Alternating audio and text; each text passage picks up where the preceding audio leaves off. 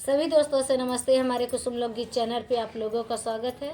एक छोटा सा प्यारा सा देखिए, हम दोनों सहेली नाच पद के गीत सुनाने चल रही हूँ। बहुत प्यारा गीत सा है गीत ठंडी की। आ देखो ठंडी बहुत जोरों शोरों से चलती है। भैया रे जेकर अपन जेकर अपन पिया पिया परदेश जरूर न बुलाइने होई जरूर चाहिए। बुलाई ली दोस्तों। ठंडी बहुत जोर शोर से चलती है। हाँ एना पिया परदेश है यही से ज्यादा ये फलानी है। अब हम अच्छा अपने बताओ ठंडी कैसे बताई। जेठानी से कह दे कि हमारे बेटवा को बुलाई नहीं। ये हमारे पतो हाँ भैया दोस्तों आप लोग के हाथ जोड़ के विनती बा कि आप लोग के परिचय देता ही। लेकिन हाई सहेली उम्र में एक ही है। तब हम सहेली सहेली है सास को तो बाद में सहेली लेकिन पहले आप लोग के हाथ जोड़ के विनती कि आज बाकी। लोग कमेंट जरूर करिए, गीत फूल आवाज कही के सुनिए तब अच्छा तब लगे। आनंद आए और हाफ सुनी इतना आनंद आए। और गीत माचंग फूल जरूर सुना जाए पूरा पूरा। ये जाड़ा के गीत सुनावे चला था। चल जाड़ा में लगई नहीं मनवा सजन कहिया अइब भवनवा। जाड़ा में लगई नहीं मनवा सजन कहिया अइब भवनवा।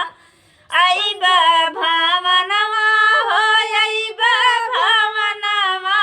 जाड़ा में लगई नहीं मनवा सजन कहिया भवनवा।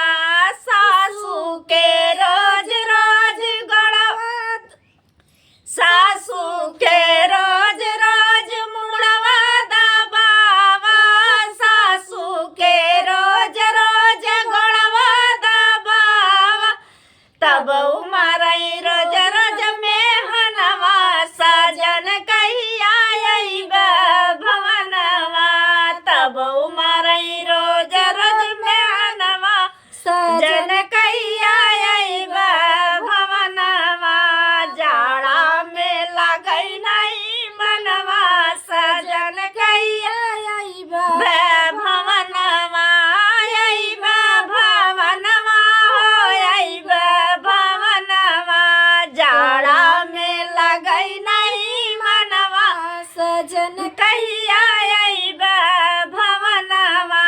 जठनी के रोज रोज भोजन बनाए। जेठी के रोज रोज भोजन बनाए। तब